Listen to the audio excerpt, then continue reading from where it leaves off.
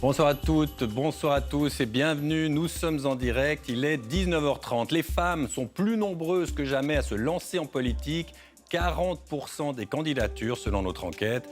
Reste à combler l'écart abyssal avec le nombre d'élus au final. Nous suivrons 3 jeunes mères de famille dans leur campagne. Les politiques entrent en guerre contre la cigarette électronique. Le vapotage était vu comme l'alternative idéale à la cigarette. Il est désormais une cible. Nous verrons les restrictions aux États-Unis qui semblent faire école en Suisse. La planète pourrait se réchauffer de 7 degrés d'ici la fin du siècle. C'est la prévision aux accents quasi apocalyptiques des scientifiques français. Vaut-il encore la peine d'essayer de limiter la pollution? Philippe Roch, bonsoir. Bonsoir. C'est un ancien chef du service de l'environnement. On va se demander avec vous s'il faut peut-être être plus modeste dans nos capacités à résoudre ce problème. La Tunisie était l'enfant modèle du printemps arabe, l'exemple d'une démocratie qui fonctionne. Aujourd'hui, l'élection présidentielle témoigne d'un vrai désenchantement. On en analyse les causes avec vous, Maureen Mercier, depuis Tunis. Nous chausserons enfin nos bottes pour partager le quotidien d'une famille de paysans de l'Emmental dans le canton de Berne. Notre série Les Suisses nous emmène à la rencontre des citoyens électeurs chez eux dans tout le pays. Mais d'abord, cette nouvelle qui bouscule la campagne aux élections fédérales. Le PDC lance une opération de dénigrement des adversaires sur Internet. Ça n'est guère dans les mœurs de ce parti centriste. La stratégie soulève d'ailleurs un tollé au sein même du PDC. Théo Janet, Claudine Gaillard-Torrent. Des pages web qui ressemblent à s'y méprendre à des pages de campagne des différents candidats aux élections fédérales. Les codes couleurs des principaux partis, mais lorsque l'on creuse, c'est le orange qui domine. Une campagne menée par le PDC. Prenons un exemple roman. Je lance une recherche Google sur le candidat sortant Roger Norman. Le premier lien est un lien sponsorisé, une page aux couleurs de son parti, le Parti socialiste, mais avec des arguments qui décrédibilisent le candidat. Au total, près de 2000 candidats visés, avec des pages web à leur nom. C'est un autogol. On ne peut pas faire pire. C'est des attaques contre les personnes. Ça, c'est des méthodes qui sont bêtes. Et les électeurs ne sont pas dupes d'ailleurs. Les gens sur Internet voient bien que c'est faux, c'est mal fait. Et finalement, en moins de 24 heures, ils se retrouvent pris à leur propre piège. Moi, je suis vraiment amusée parce qu'un parti qui se met à critiquer et parler des autres, c'est que lui-même n'a pas beaucoup d'idées. Donc je trouve que c'est une super publicité pour nous. Au sein même du parti, on se désolidarise de cette communication, à l'image de la section romande du PDC valaisan ou de ce candidat vaudois qui va jusqu'à présenter ses excuses à ses concurrents. Cette manière de faire ne correspond ni à mon éthique ni à ma vision de la politique. Nous n'attaquons pas les gens personnellement. Nous comparons les positions des représentants des partis avec celles du PDC pour que chacun puisse se faire son opinion. Pour ce spécialiste en communication politique, une telle opération, menée par un grand parti, est sans précédent en Suisse. Le PDC n'utilise pas seulement un nouveau canal, mais il s'agit d'une tromperie consciente. On ne cherche pas le PDC sur Google, mais par exemple les libéraux, l'UDC ou les Verts, et on se retrouve redirigé vers le PDC. Ce soir, il semblerait que le PDC ait fait marche arrière. La plupart des pages sont toujours en ligne, mais n'apparaissent plus dans les premiers résultats sur Google. Philippe Roch, on va parler climat avec vous tout à l'heure. Vous êtes démocrate chrétien. Moi, je vous voyais sourire. Qu'est-ce que vous pensez de cette étonnante stratégie du PDC? Je suis bluffé par la technique, mais je trouve que c'est très maladroit et au mieux contre-productif, mais c'est une mauvaise manœuvre. J'aime bien le débat politique. Le PDC doit aussi le promouvoir. Ça, c'est très, très bien comme idée. Mais le débat et pas ce genre d'artifice électronique. Votre parti, le PDC, qui était dépassé par les Verts dans le dernier sondage, ceci explique peut-être cela, faut réagir.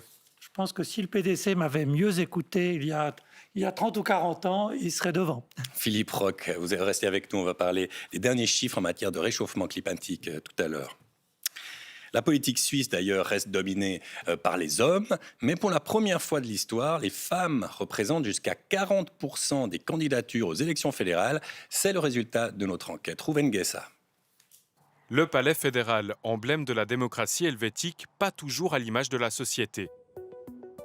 Car en Suisse, plus d'un électeur sur 2 est une électrice. Le Parlement reste un bastion majoritairement masculin. Les femmes ne représentent que 32% des élus. Cela se ressent aussi au sein des principaux partis. Les thèmes politiques sont dictés avant tout par les hommes. Ils sont d'ailleurs beaucoup plus nombreux à détenir une carte de membre. Toutes formations confondues, elles sont 93 000 femmes contre 138 000 hommes. Mais ces tendances pourraient s'inverser. Si la proportion de candidates aux élections fédérales est restée stable pendant des décennies, eh bien pour la première fois cette année, les femmes représentent plus de 40% des candidatures. Nos recherches montrent toutefois d'importantes différences. Dans le détail, ce sont les Verts qui lancent le plus de femmes, suivis du Parti socialiste. Les autres sont à moins de 50%. L'UDC ferme la marche avec seulement 22% de candidatures féminines. La parité totale est encore loin, mais les femmes ont une chance historique de progresser comme jamais cette année sous la coupole. Claire, bon, autant de candidates femmes au fédéral, c'est en soi quand même une bonne nouvelle? Ah bah oui, 40% c'est du jamais vu, vous l'avez dit, et il faut s'en réjouir, mais on est loin de la parité. La parité que réclamait 1 demi-million de personnes dans les rues le 14 juin à l'occasion de la grève des femmes. Alors, on l'a encore vu la semaine dernière, notre Parlement a eu toutes les peines du monde à se mettre d'accord sur 2 petites semaines de congé paternité. C'est dire si on reste dans une vision patriarcale des genres, la sphère du foyer pour la femme, la sphère plutôt du pouvoir ou de la carrière pour l'homme, et ce, entre autres, parce qu'il n'y a pas assez de femmes dans les chambres. Toutes les décisions qui concernent notre famille, l'éducation de nos enfants, nos retraites, nos salaires sont prises à tous les niveaux par des assemblées majoritairement masculines, et ce, jusqu'au Conseil fédéral, puisqu'il y a 4 hommes pour 3 femmes qui, pour des raisons qui leur appartiennent, n'ont pas d'enfants. Alors oui, 40%, c'est une excellente nouvelle. Reste à savoir, le 20 octobre, combien il en restera qui seront élus, et puis de mesurer le chemin à parcourir jusqu'à la parité, c'est-à-dire 50% de femmes élues. Merci beaucoup, Claire. Eh bien, justement, il va falloir se faire élire. Nous sommes allés voir comment les femmes candidates envisagent de concilier leur vie professionnelle, familiale et politique. C'est le reportage de Chloé Stelet et Serge Chiruot. Sarah Blum, enseignante, Parti ouvrier populaire. Delphine Bachmann, infirmière, Parti démocrate chrétien. Anita Bury, factrice, Union démocratique du centre. 3 mamans candidates au Conseil national qui se battent pour une meilleure représentation des femmes en politique. Si elles sont élues à Berne, toutes entendent poursuivre leur activité professionnelle. Mais pas facile de concilier vie familiale, professionnelle et politique. Les femmes devraient-elles choisir ? Moi, je n'ai pas envie de faire ce choix. Je pense que c'est bien que toutes les tranches de la population soient représentées. Je ne suis pas la seule jeune mère. Et puis, je pense que c'est bien que je puisse représenter cette catégorie-là de la population. Ça passe par une meilleure représentativité des jeunes parents, des jeunes de manière générale, qui portent aussi ces intérêts et on va dire ce quotidien pour que la Suisse développe vraiment une vraie politique familiale, une politique d'égalité des chances. Pour Anita Bury, qui a arrêté de travailler durant 15 ans pour élever ses 5 enfants, le modèle traditionnel promu par son parti ne tient plus. L'UDC, elle met quand même en avant l'ancien modèle que la femme, elle reste à la maison. Aujourd'hui, ce n'est plus possible, ce qui implique un changement nécessaire au niveau des hommes. Et ça, je pense qu'effectivement, on va mettre encore beaucoup de temps. Plus peut-être à droite qu'à gauche. Il faudrait que les partis présentent plus de femmes, que l'électeur ait un choix plus large. Même si je pense que certains hommes de gauche, c'est mon bord politique, seront plus à même de défendre le droit des femmes que certaines femmes de droite. Remettre en question un certain modèle de société, oser s'affranchir de ces questions qu'on ne pose jamais aux hommes, c'est ce qui les anime. Aujourd'hui, en tant que femme, c'est vrai qu'on est souvent soumis à une pression sociétale de jugement sur chacun de nos choix. Si on ne travaille pas, pourquoi on ne travaille pas? Qu'est-ce qu'on fait de nos journées? Si on travaille à 50%, est-ce que c'est assez? Si on travaille à 60%, est-ce que c'est pas trop? Et puis en plus, à la fin de la journée, il faut aussi être bien coiffé, bien maquillé et surtout s'épanouir au milieu de tout ça. C'est impératif. Donc je pense qu'il y a aujourd'hui une pression sociétale sur les femmes qui n'est pas la même que pour les hommes. Ce serait quand même aussi bien que même un homme puisse baisser son taux et même garder une position tel qu'il l'avait. Parce que les hommes, c'est le même problème. Vous baissez votre taux, vous n'êtes plus chef. 3 parcours de vie et un même combat pour l'égalité dans un modèle de société qui prétérite désormais presque autant les hommes que les femmes. Un vent de fronde se lève contre la cigarette électronique. On ira le vérifier dans les écoles américaines tout à l'heure, mais en Suisse aussi, le vapotage s'invite désormais dans le débat politique. Le Conseil des États débat d'une loi sur le tabac et certains veulent interdire la vente de cigarettes électroniques aux mineurs sur tout le territoire. Thierry Clémence.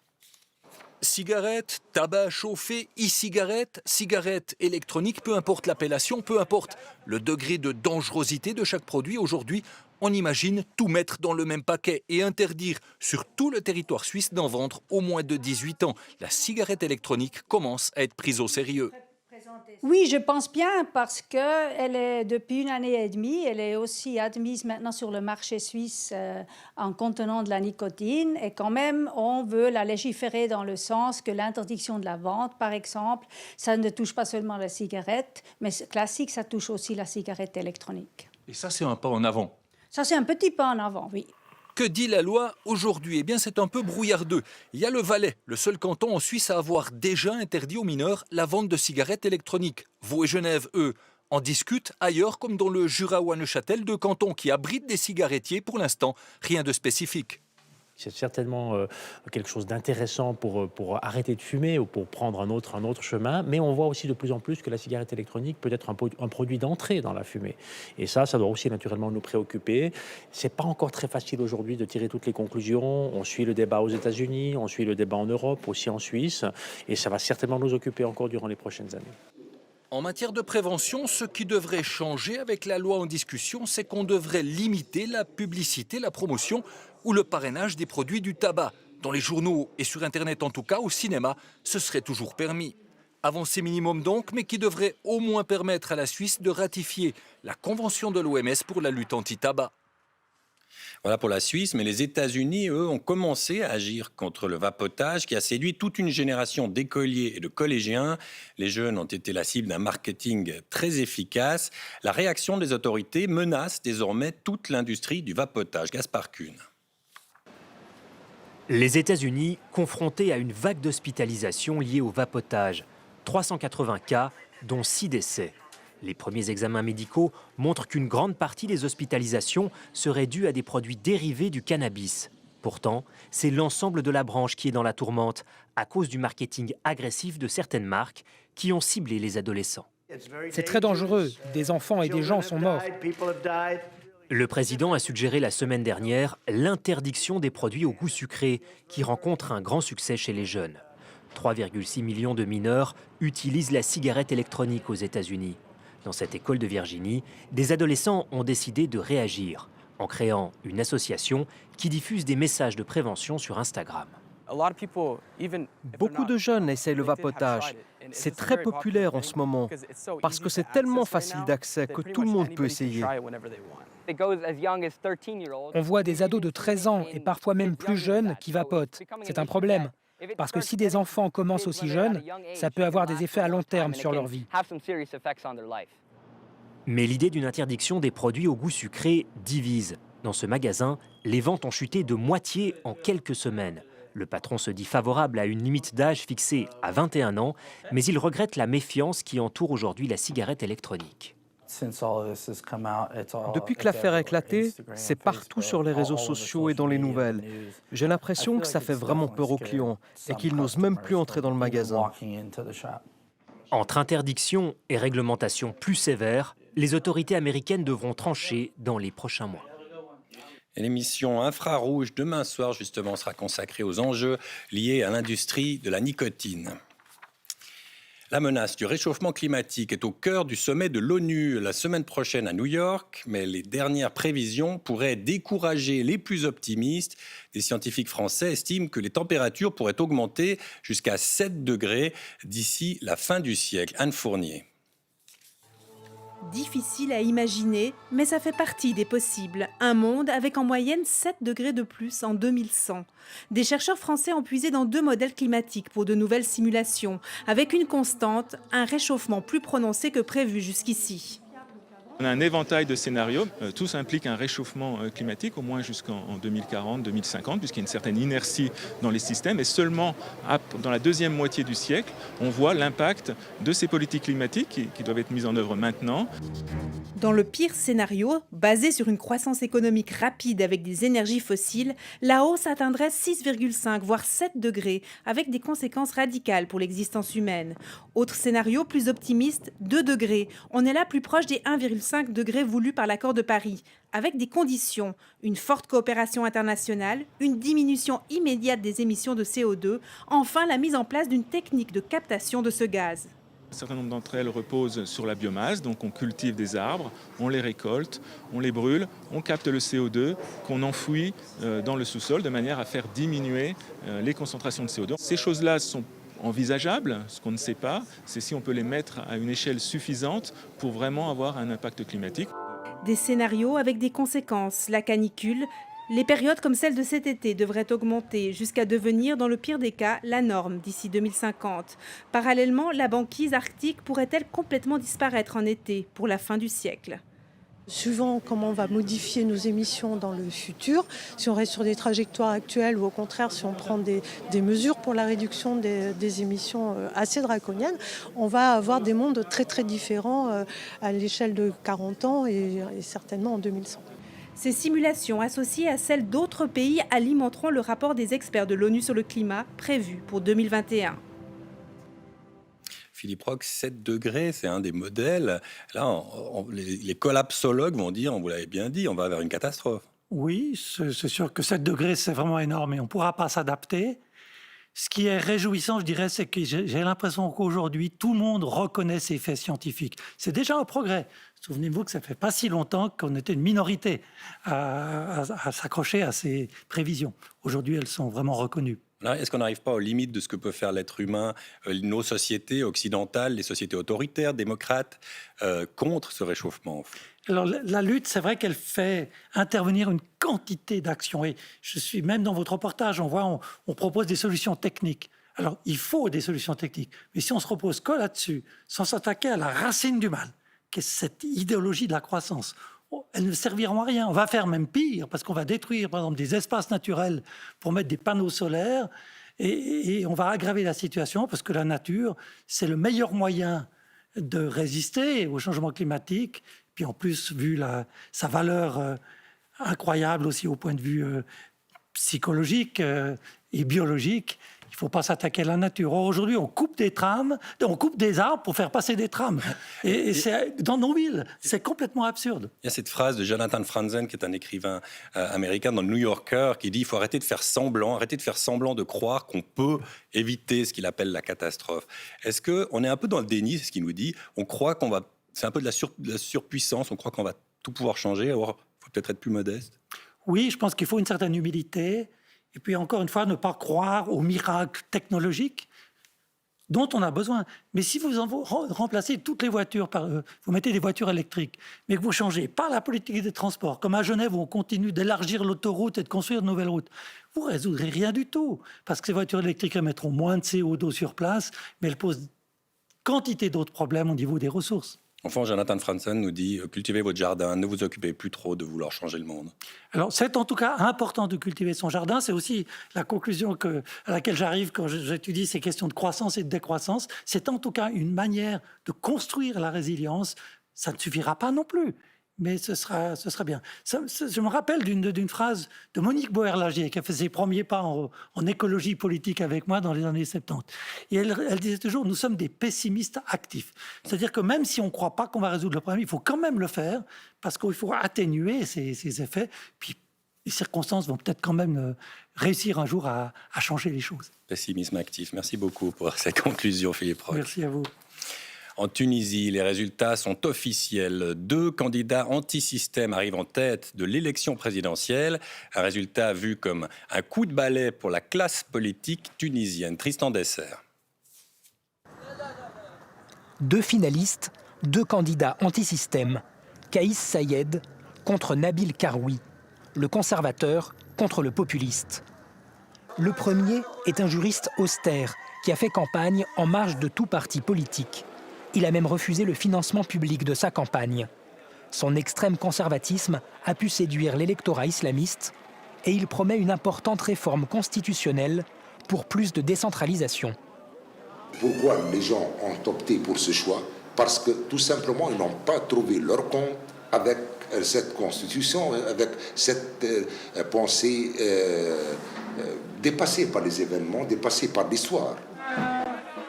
Son concurrent a la particularité de se trouver en prison. Nabil Karoui a été arrêté en août et inculpé de fraude fiscale. Il dénonce une justice politique. Cet homme d'affaires, propriétaire d'une chaîne de télévision, se veut le porte-voix d'un courant moderniste, quand ses opposants le taxent plutôt de populisme. En portant en tête ces deux candidats hors système, les Tunisiens ont fait subir un camouflet aux partis politiques qui se sont partagés le pouvoir depuis 2011. Cette année-là, le pays vit sa révolution de jasmin, qui allait lancer les printemps arabes. Après 23 ans de règne, le dictateur Ben Ali était chassé du pouvoir et la Tunisie allait s'ériger en modèle de transition démocratique pacifique. Mais les mauvais résultats économiques ont plombé l'action des gouvernements successifs et la confiance des Tunisiens pour leurs dirigeants. Dimanche, ils se sont surtout abstenus en masse. Maureen Mercier, Tunisie, enfant modèle, enfant chéri des démocraties occidentales. Qu'est-ce qui s'est passé pour qu'on arrive à ce résultat ?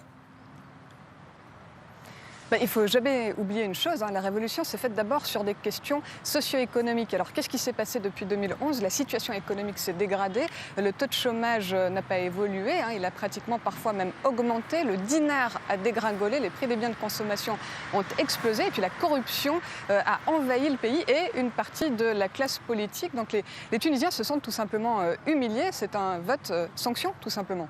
Sur un plan plus philosophique, au fond, est-ce qu'il y a un désenchantement vis-à-vis de la nature même de ce qu'est une démocratie ? C'est même pire que ça, j'ai envie de dire. Le désenchantement, on pouvait déjà l'observer en 2011.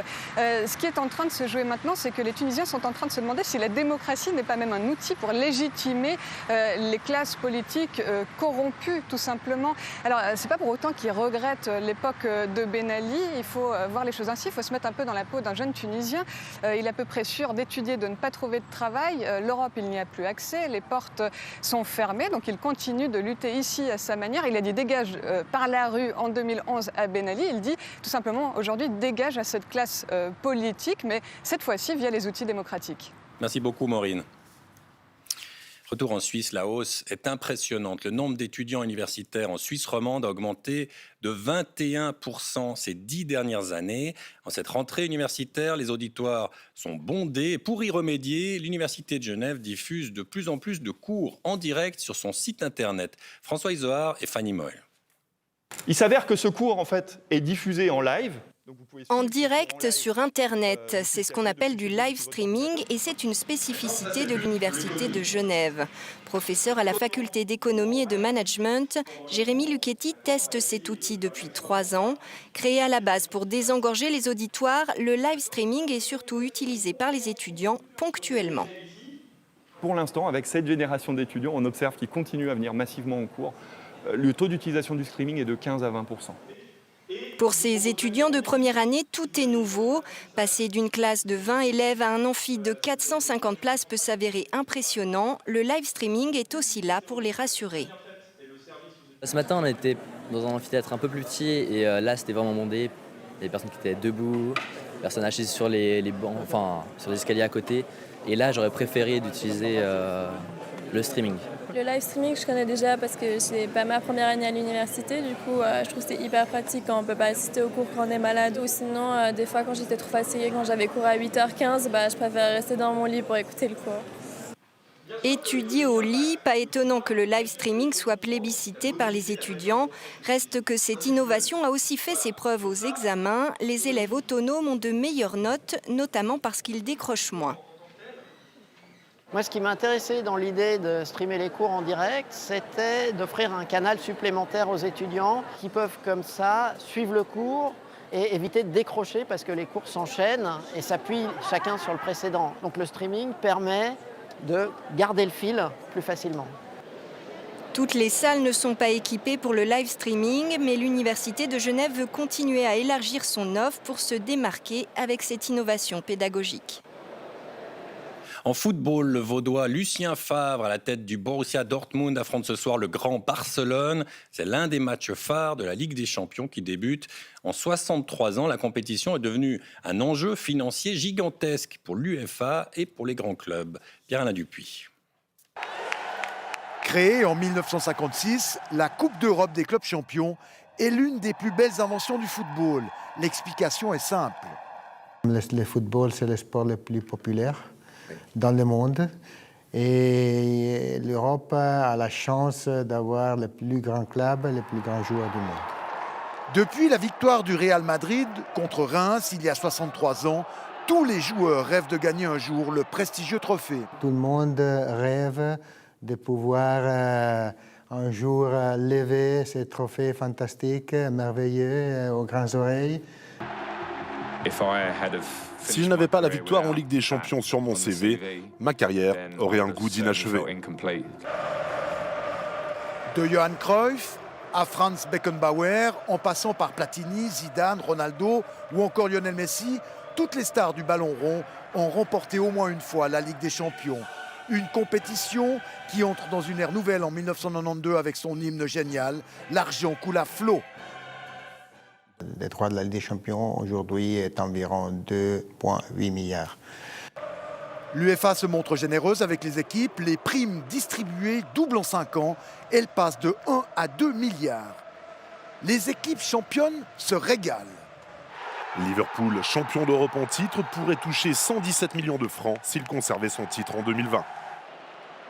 L'an dernier, les audiences ont diminué en raison du passage des matchs sur les chaînes payantes. Mais l'UEFA reste sereine, d'autres marchés vont s'ouvrir. Tout le monde aujourd'hui se penche sur le business des marchés asiatiques. Le marché est en train de prendre de l'ampleur. Grâce à l'apport du marché asiatique, l'UEFA vise à court terme la somme record de 3,5 milliards. Le football ne connaît pas la crise. À un mois des élections fédérales, nous allons maintenant nous plonger dans le quotidien des Suisses. Nous l'avions fait lors des élections allemandes ou américaines. Nos journalistes sont allés à la rencontre des citoyens dans leur vie quotidienne. Ça commence ce soir dans le canton de Berne. Élodie Bottron, vous êtes en direct dans la ferme de la famille Kunz, dans la cuisine même peut-on dire. Dites-nous quel est l'objectif de cette série Les Suisses. Alors l'objectif, c'était d'aller à la rencontre des Suisses, de nos concitoyens non élus, une immersion dans leur quotidien pour mieux comprendre leur réalité, leurs préoccupations et ce qu'ils attendent des politiciens à quelques semaines justement des élections fédérales. Des profils variés, vous le verrez, dans différentes régions, rien d'exhaustif, mais qui, chacun à leur manière, incarnent des enjeux importants de la Suisse aujourd'hui. Nos Suisses sont confrontés aux difficultés liées à l'accès au marché au travail, du travail, au logement ou encore liées à l'âge ou à la conciliation entre vie professionnelle et vie familiale.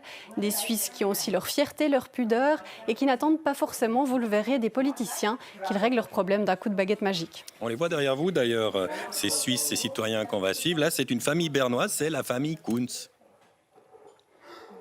Oui, la famille Kunz vit ici dans cette ferme traditionnelle bernoise. Ils sont agriculteurs et très attachés aux traditions. D'ailleurs, on a de la chance ce soir qu'ils soient assez nombreux autour de la table parce qu'entre les entraînements de Hornous et puis les répétitions de yodel ou de fanfare, ils ne sont pas souvent nombreux à ces heures-là à la maison. Mais je ne vous en dis pas plus, je vous propose de découvrir tout de suite le premier épisode réalisé avec Marc Gacon.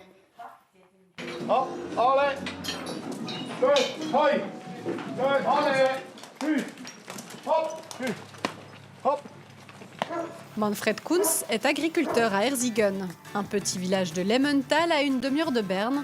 Avec sa femme Barbara, ils ont 5 enfants entre 14 et 24 ans, sans oublier Gino, le Saint-Bernard. Tous sont très attachés aux traditions suisses. Manfred Kunz a 48 ans. Il y a 20 ans, il a hérité de l'exploitation familiale lors du décès de son père. En plus des vaches laitières, il a 16 hectares de culture. Prix du lait, votation sur l'agriculture, il est préoccupé par l'avenir du métier. Tous les jours, une exploitation disparaît, c'est fou. Est-ce que ça vaut la peine de me lever tôt pour ne presque rien gagner? Mais en même temps, je suis de tout cœur paysan. J'ai toujours autant de plaisir à voir les cultures grandir et fleurir. La passion de l'agriculture, il la partage avec son fils, Hannes. À 21 ans, il vient de terminer sa formation et compte bien reprendre un jour l'exploitation, malgré les doutes de son papa. Le lobby à Berne est très puissant et le monde agricole a encore un poids important lors des votations, on l'a vu ces dernières années. De toute façon, au final, la population suisse doit bien manger quelque chose. Ce jour-là, Barbara Kunz cuisine avec une collègue des femmes paysannes les 10 heures qui seront distribuées aux écoles de la région. Paysanne diplômée, elle travaille en partenariat avec son mari. Elle aide lors des pics d'activité et surtout gère l'administratif. Une réalité qu'elle aimerait voir mieux représentée à Berne.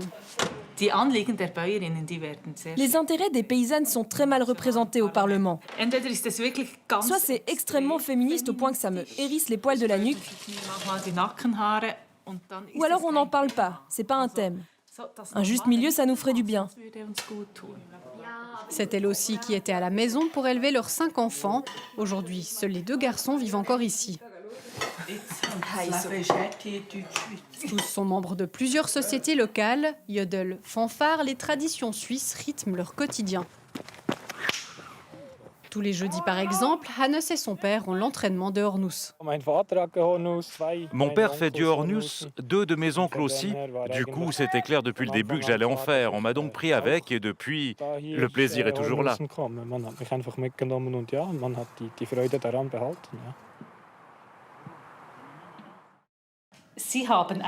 Vous avez une baguette magique et pouvez changer une seule chose en Suisse. Laquelle ? Rendre obligatoire les assurances sociales pour les femmes paysannes. De manière générale, je souhaiterais que ça aille un peu mieux pour les paysans, que l'on puisse un peu changer une chose ou l'autre.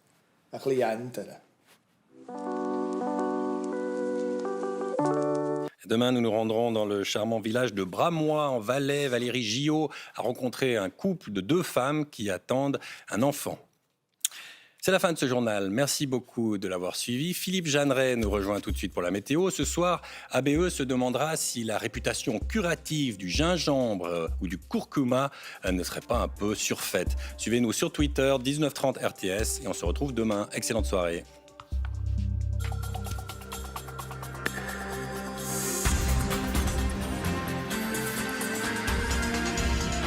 Suivez l'information en continu sur RTS Info.